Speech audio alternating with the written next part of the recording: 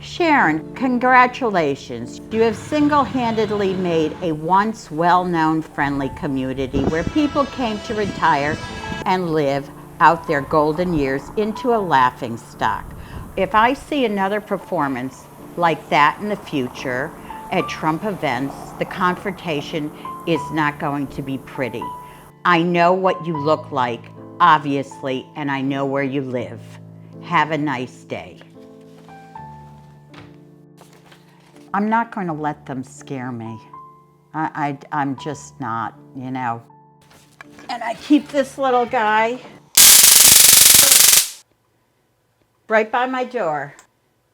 So it's got a flashlight and it's a nice little cane. But I have no idea after the election what's going to happen. I never voted before Trump, and I didn't care to. I didn't understand it, I guess, how important it was. And now I do, because there's so much on the line. I do think this is going to be an historical election, because the country is so divided. It comes down to your belief system, I guess.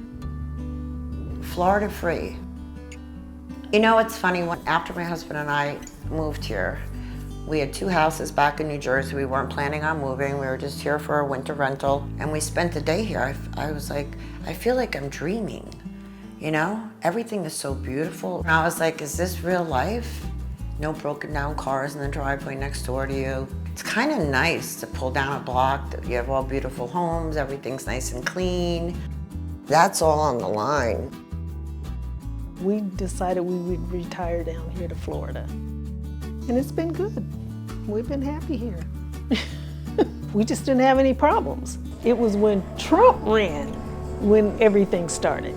I think it's because the politicians are spewing out all of this hatred and people are listening. Well, you couldn't have that good civil discourse. You couldn't have that conversation with people anymore.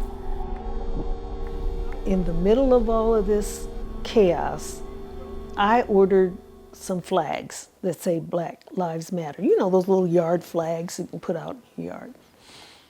And I put my flag out in my yard. And of course, one of my neighbors turned me in, but I couldn't say anything because I turned my neighbor in across the street who had the big flag pole that should have been in front of a school building with a humongous Trump flag on it. So I wasn't offended because, you know, tit for tat, we're gonna fight this out. He's a Trumpster and doesn't believe that Black Lives Matter exists or is an issue. So he put up a White Lives Matter flag too, great big giant one. We did have a relationship with him before all this started. And then all of a sudden when he put that Trump sign up and I put my Black Lives Matter flag out, that ended that. So he would walk past our house, he wouldn't speak. The Villages used to be known as the friendliest hometown, and it's not like that anymore.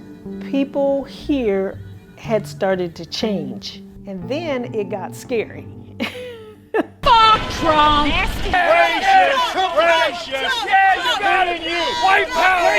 White power! This was a golf cart rally honoring Trump on his birthday, and a man, I won't call him a gentleman, pulled up and said, "White power, white power." And I said, "Fuck Trump, you Nazi turd." And evidently, Trump did not watch the whole video. Of course, they put it in the newspaper, in every newspaper. And, you know, I've gotten plenty of mail. I've had red paint splattered in my driveway to look like blood. You know, it was done to scare me. They haven't gotten me yet. So that's really how I started getting into the politics here. We got our signs and just sat out there, and we've just continued doing it. Because we felt like we had to do something.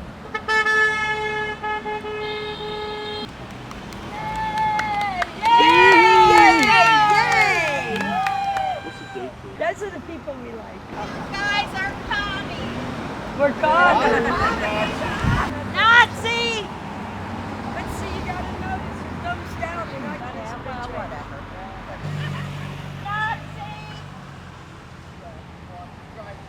I hate when she does that. You know, I know my neighbors across the street are Democrats, but I don't go over and start a fight with them, or if they put a sign up, I'm not going to go ballistic, but that's what they do. So I don't think they're a good group of people. They don't believe in God.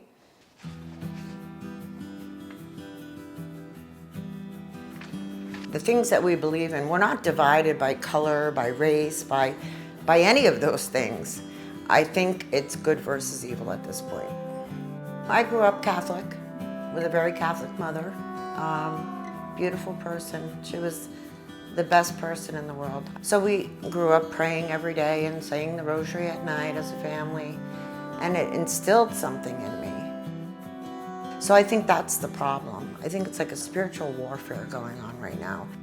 I am proud to support good and religion and bringing God back into the schools and having all these, sealing our border.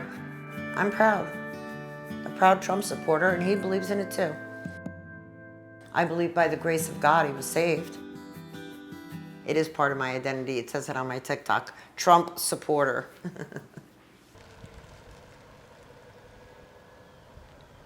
Being in a community like this, which is all seniors, you know, it's also a community where you're trying to belong to a group, right? And the group is all Republican. So are you going to join or not join? Are you going to be the outcast or not the outcast? To me, it's very interesting because people want to belong more so here. Now they're done with work, they're done raising families, so you don't have that place where you automatically belong. Now you come to a new community and now we're trying to fit in again. What I do think is though that we find our own niche. You know, we find our own little group of people that we hang around with. And people who have the same values, who think the same.